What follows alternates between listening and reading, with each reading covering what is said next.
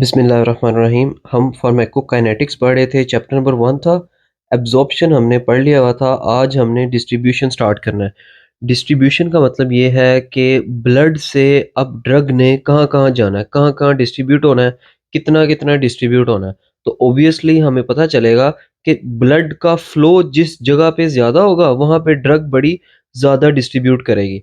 तो इसका हम स्टडी करते हैं कि what is distribution. Drug distribution क्या है? It is a process by which a drug reversibly leaves the blood stream. Reversible का क्या मतलब होता है? एक चीज है इरिवर्सिबल। इरिवर्सिबल का मतलब यह है कि वो वापस नहीं आती। ये जो साइन आप देख रहे हैं, ये आपको पता है, ये साइन जो है ये रिवर्सिबल का साइन है। ठीक है। इरिवर्सिबल का साइन होता है कि एक चीज है, रिएक्टेंट्स है, दो रिएक्टेंट्स मिलके एक प्रोडक्ट बनाते हैं। लेट्स से ये प्रोडक्ट है। तो अगर तो ये वाला एरो लगा है तो मतलब ये इरिवर्सिबल है। अगर ये वाला एरो लगेगा तो ये होगा जी रिवर्सिबल रिएक्शन। तो ये जो है हमारा रिवर्सिबल है। रिवर्सिबल का मतलब ये है कि लीवर में जब ड्रग जाएगी, यहाँ से इसने वापस भी आना है। ड्रग ने लीव कर दिया ब्लड स्ट्रीम को रिवर्सिबली। ठीक है जी, ड्रग लीव होगी। आफ्टर दैट ये कहाँ पे जाएगी? Enter the interstitium. Interstitium extra cellular fluid, मतलब दो सेल्स के दरमियान में जो फ्लूइड प्रेजेंट है उसको इंटस्टिशियम बोला जाता है। या तो ये इंटस्टिशियम में जाएगी या ये डायरेक्ट सेल में चली जाएगी, मतलब टिश्यू का जो सेल है डायरेक्ट उसमें चली जाएगी। ब्लड फ्लो, यहाँ पे वो बात की गई है कि ब्लड फ्लो जहाँ पे ज़्यादा होगा, वहाँ पे जिन-जिन एरियाज़ पे ब्लड फ्लो ज़्यादा होगा, उन-उन एरियाज़ पे ड्रग हमारी ज़्यादा जाएगी। मतलब क्या कि अनइक्वल डिस्ट्रीब्यूशन है हमारे ब्लड में, हमारी बॉडी में कैपिलरीज़ की अनइक्वल डिस्ट्रीब्यूशन है। मतलब कि कैपिलरी हर जगह सेम नहीं है। जहाँ पे ब्लड ज़्यादा चाहिए, वहाँ पे कैपिलरी बहुत ज़्यादा है। कार्डिक आउटपुट, हार्ट जो अब हमारा काम कर रहा है, ठीक है, to the various organs, blood flow to the brain, liver, kidney is greater. यहाँ पे ब्लड फ्लो बहुत ज्यादा है as compare to skeletal muscle, adipose tissue. इनके अंदर रेट ऑफ ब्लड फ्लो कम होता है। चलें जी, more drugs are deliver to greater blood flow areas. जहाँ जहाँ पे ब्लड फ्लो ज्यादा होगा, वहाँ वहाँ पे ड्रग ज्यादा डिस्ट्रीब्यूट करेगी। Capillary permeability. कैपिलरी परमेबिलिटी का मतलब ये है कि कैपिलरी कितनी को परमेबल है। परमेबल क्या होता है कि कितनी इसके अंदर एबिलिटी है चीजों को अपने अंदर से बाहर निकालने की। अगर तो कैपिलरी की परमेबिलिटी ज्यादा है, इट्स मीन चीजें ज्यादा ट्रांसपोर्ट होगी। ब्रेन के अंदर capillary cells are continuous and have no slip junctions.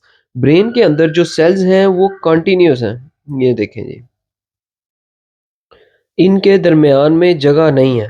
ठीक है, ये कंटिन्यूअस है। So only lipid soluble drugs can cross. Lipid soluble मतलब ये एक सेल है। ठीक है, सेल की मेम्ब्रेन आपको पता है लिपिड सोलुबल है, और ये जो हमारी ड्रग होगी ये लिपिड सोलुबल होगी तो ये क्रॉस कर पाएगी। इसने इसके दरमियान से क्रॉस नहीं कर पाना। ठीक है जी। अब इसके एक और शर्त है कि ये अनआयोनाइज्ड होनी चाहिए, मतलब न्यूट्रल होनी चाहिए। इसके बाहर कोई आयन नहीं होना चाहिए, ना पॉजिटिव ना नेगेटिव। अगेन वही कॉन्सेप्ट आएगा इसमें। अगर तो आयन होगा तो इसको, अगर पॉजिटिव आयन है तो नेगेटिव वाले अट्रैक्ट करेंगे, अगर नेगेटिव है तो पॉजिटिव वाले अट्रैक्ट करेंगे, तो ये अब्जॉर्ब नहीं हो पाएगा। तो अनआयोनाइज्ड ड्रग ही अब्जॉर्ब हो पाती है। लीवर और spleen large part of basement membrane. इसके ऊपर बेसमेंट मेम्ब्रेन मतलब कि अगर ये लीवर है, इसकी जो लेयर्स हैं, इसके एक बाहर अलग से लेयर होगी बेसमेंट मेम्ब्रेन, उसके ऊपर डिसकंटिन्यूअस कैपिलरीज होती हैं। कंटिन्यूअस और डिसकंटिन्यूअस कैपिलरीज क्या हैं, ये मैं आपको बताता हूँ कि ये ब्लड कैपिलरीज हैं। ठीक है, ये ब्लड वेसल है। ब्लड वेसल डिवाइड हो जाती है यहाँ पे आके इस तरह से। ठीक है, ये जो डिवाइड हो रही है ना, छोटी छोटी कैपिलरीज हैं ये। इसको भी इसी तरह ड्रॉ कर लेते हैं। ये जो है ये छोटी छोटी कैपिलरीज हैं। अब होता क्या है, ये मैंने बना दिया ऑर्गन। कुछ कैपिलरीज डिसकंटिन्यूअस है, यहाँ पे आके खत्म हो जाती हैं, यहाँ पे आके खत्म हो जाती हैं। फिर यहाँ से दोबारा से नए सिरे से वेन स्टार्ट होती है। कुछ कैपिलरीज किस तरह की होती हैं कि इन्हीं के आगे से वेन स्टार्ट हो जाती है। इसका हम कलर चेंज कर लेते हैं, ब्लू कलर कर लेते हैं। इसी के आगे से ये देखें, ये वेन स्टार्ट हो जाती है, और ये वेन की फॉर्म में ये बाहर जाता है इस तरह से। ये वेन की फॉर्म में फिर बाहर जा रहा है। ये है कॉन्टिन्यूस कैपिलरीज। डिसकॉन्टिन्यूस क्या है, ये यहाँ पे फिनिश हो जाते हैं। जहाँ पे ये ज्यादा होगी वहां पे large plasma protein can pass. अच्छा जी, अब प्लाज़्मा प्रोटीन का भी आपको कॉन्सेप्ट देते हैं कि प्लाज़्मा प्रोटीन जो होती हैं, वो लार्जर साइज़ की होती हैं, ठीक है? वो यहाँ से जब पास कर जाती हैं, बहुत मुश्किल से पास करती हैं फ़र्स्ट ऑफ ऑल, तो जब पास कर जाएँगी तो यहाँ पे ये फिनिश हो जाएगा, ठीक है? तो प्लाज़्मा प्रोटीन यहाँ पे ज़्यादा होगी, ठीक है जी? Plasma proteins can pass. इन तीनों लाइनों में यही चीज़ लिखी हुई है कि capillary permeability. Binding of drug to plasma protein. चलें जी, प्लाज्मा प्रोटीन की बात करते हैं। कुछ ड्रग्स इस तरह की होती हैं जो प्लाज्मा प्रोटीन के साथ बाइंड कर जाती हैं जब भी वो ब्लड में आती हैं, ठीक है? ब्लड में आने के बाद ये प्लाज्मा प्रोटीन के साथ बाइंड कर जाएंगी। अब ये बेनिफिशियल भी है और अब ये नुकसानदेह भी है। अब ये बेनिफिट किस तरह दे रही है? बेनिफिट ये दे रही है कि जब प्लाज्मा प्रोटीन के साथ हमारी ड्रग ने बाइंड करना है, तो इसने उसके एक्शन को ख़त्म कर देना है, ठीक है जी? Only free drug can act, मतलब कि ड्रग प्लस प्लाज्मा प्रोटीन ये बॉन्ड हो गए तो मतलब ये इनएक्टिव हो गए, ठीक है। प्लाज्मा प्रोटीन ने अब क्या करना होता है, कुछ देर बाद इस ड्रग का कुछ हिस्सा, कह लें कि 10 mg, अगर आपने 100 mg दिया ना, 10 mg रिलीज कर देना आधे घंटे बाद, अगले आधे घंटे बाद 10 mg रिलीज कर देना, अगले आधे घंटे बाद 10 mg रिलीज कर देना। Only free drug can act, can show their effect. अब ये पॉजिटिव किस तरह से है? पॉजिटिव इस तरह से है कि पेशेंट को सुबह, दोपहर और शाम को मेडिसिन नहीं लेनी पड़ेगी। एक ही दफ़ा वो सुबह-सुबह मेडिसिन ले लेगा, वो सारा दिन ब्लड में जाती, वो सारा दिन वो रिलीज़ होती रहेगी और अपना एक्शन शो करती रहेगी। ये आ गया इसका बेनिफिशियल इफ़ेक्ट, ये वाली चीज़ बेनिफिशियल इफ़ेक्ट। अब देखते हैं कि इसका नेगेटिव इफ़ेक्ट किस तरह से है। नेगेटिव इफ़ेक्ट इसका इस तरह से है कि ड्रग ने जब बाइंड करना है, तो हम चाहते हैं कि 100 mg हमने दी है, 100 mg अपना फ़ौरन से एक्शन शो करे, मतलब 100 चले 80 mg अपना ड्रग अपना एक्शन शो करे। लेकिन होता क्या है, प्लाज़्मा प्रोटीन कुछ ड्रग्स को बाइंड कर लेती हैं, तो वो अपना एक्शन अच्छे तरीके से शो नहीं कर पाती और हमारा जो थेराप्यूटिक इफ़ेक्ट है वो शो नहीं होता। इट्स मीन कि हमारा एक्शन शो नहीं हुआ तो हमारे लिए कोई बेनिफिट नहीं है। प्लाज़्मा प्रोटीन ने हमें नुकसान पहुँचा दिया। ठीक है, तो हमने उस लिहाज से डोज़ की एडजस्टमेंट करनी होती है। चलें जी, अब इसको रीड करते हैं कि ये क्या है। ड्रग मॉलिक्यूल ने क्या करना होता है, मे बाइंड टू प्लाज्मा प्रोटीन, मतलब कि हर एक ड्रग नहीं करती, हो सकता है कि वो बाइंड हो जाए। ठीक है जी। अब प्लाज्मा प्रोटीन कितने किस्म की होती हैं? Albumin, globulin, fibrinogen. तो मैक्सिमम कौन सी है जी? एल्ब्यूमिन के साथ बाइंड करना होता है उन्होंने। Bounded drugs are pharmacologically inactive. एक और चीज मैंने आपको बताया था कि जो ड्रग बाउंड कर जाती है वो इनएक्टिवेट है। अब जो फ्री ड्रग है उसने ही अपना एक्शन शो करना है। Body drug stay in vascular space, मतलब के ब्लड वेसल के अंदर उन्होंने स्टे करना है, ना उन्होंने मेटाबोलाइज होना है, ना उन्होंने एलिमिनेट होना है। तो this act as reservoir for medicine. Reservoir का मतलब होता है store room, storage for medicine. Next देखते हैं apparent volume of distribution. Apparent volume of distribution का मतलब है कि वॉल्यूम कहाँ कहाँ पे डिस्ट्रीब्यूट हो रहा है। तो हमने क्या किया, बॉडी को कंपार्टमेंट्स में डिवाइड कर दिया। ठीक है जी। Only one of the water compartment, हमने उसको देखना है कि ब्लड के अंदर एक कंपार्टमेंट के अंदर कितनी ड्रग गई है।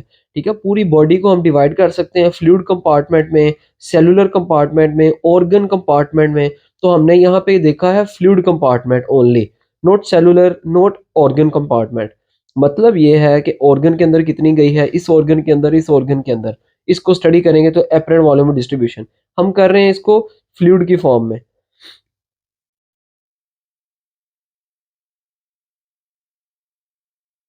वो हालाँकि होता क्या है, ड्रग जो है वो बड़े सारे कंपार्टमेंट के अंदर एट अ टाइम डिस्ट्रीब्यूट हो रही होती है। तो हमने सारे एट अ टाइम स्टडी नहीं करने होते। जो चीज़ हमें चाहिए सिर्फ़ हमने उसी को स्टडी करना है। Often avidly binding cellular compartments. Avidly का मतलब होता है अट्रैक्शन, फॉर फुल अट्रैक्शन। ठीक है? जो चीज़ बड़े शौक से की जाती है। तो फुल अट्रैक्शन शो हो रही होती है सेलुलर कंपार्टमेंट की। अगर तो हमारी ड्रग जो है वो लिपिड इन नेचर है तो वो एडिपोसाइट्स के साथ ज़्यादातर बाइंड करेगी और सेल मेम्ब्रेन के साथ बड़े अच्छे तरीके से बाइंड करेगी। ठीक है जी, डिस्ट्रीब्यूट होगी, डिस्ट्रीब्यूट कह लें, डिस्ट्रीब्यूट होगी। चलें जी, एडिपोसाइट्स क्या होते हैं? जहाँ पे लिपिड या फैट स्टोर होता है। प्रोटीन, अगर ड्रग प्रोटीन इन नेचर है तो प्लाज्मा और सेल्स के अंदर जाएगी, या न्यूक्लिक एसिड, अगर न्यूक्लिक एसिड इन नेचर है तो वो न्यूक्लियाई ऑफ सेल्स में ज़्यादा अच्छे तरीके से डिस्ट्रीब्यूट होगी। देयरफॉर वॉल्यूम, चलें जी, वो एपरेंट वॉल्यूम डिस्ट्रीब्यूशन की definition, volume into which drug distribute, drug जिस वॉल्यूम के अंदर ज़्यादा डिस्ट्रीब्यूट हुई है उसको कहेंगे एपरेंट वॉल्यूम ऑफ डिस्ट्रीब्यूशन। चले इस फार्मूला मैं आपको बताता हूँ, फार्मूला क्या शो कर रहा है, plasma concentration of drug. It's means हमने देखना है डिस्ट्रीब्यूशन, ये मैं आपको बाद में बताता हूँ। डिस्ट्रीब्यूशन हमने देखना है, अब हमने देखना है ब्लड के अंदर ड्रग आई है, ठीक है, ब्लड के अंदर ड्रग आई है जी 100 mg। ले जी हमने 3 बजे ड्रग ड्रग दे दी, मेडिसिन 3 बजे दे दी। अब हमने 3:30 बजे चेक करना है, वो ब्लड के अंदर रह गई 80 mg। अब हमने 4 बजे चेक करना है, वो रह गई 60 mg। हमने 4:30 बजे चेक किया तो वो रह गई हमारी 8 6 8 6 50 40 mg। इसको हमने डिवाइड करना है, ये देखें जी, डोज एडमिनिस्टर्ड मतलब 100 mg हमने एडमिनिस्टर की, और प्लाज्मा कंसंट्रेशन ऑफ ड्रग, कुछ देर के बाद हमने प्लाज्मा के अंदर देखना है कितनी कंसंट्रेशन बाकी रह गई है। ठीक है, हम ये काम करते होते हैं क्लिनिकल ट्रायल में, और हर आधे पौने घंटे बाद या हर 2 घंटे बाद हमने चेक करना होता है ड्रग डिस्ट्रीब्यूट हुई है कि नहीं, ब्लड को ड्रग ने छोड़ा है कि नहीं। ब्लड को छोड़ दिया मतलब डिस्ट्रीब्यूट हो गया, कितने परसेंट छोड़ा है मतलब कि इतने परसेंट डिस्ट्रीब्यूट हो गई है। चलें जी, ये था जी हमारा डिस्ट्रीब्यूशन। उम्मीद है आपको कुछ समझ आया होगा। आपको ज़रा सा भी इसका फ़ायदा हुआ हो तो लाइक और सब्सक्राइब लाजमी कीजिएगा। अपना ख्याल रखिएगा। अस्सलाम वालेकुम वरहमतुल्लाह।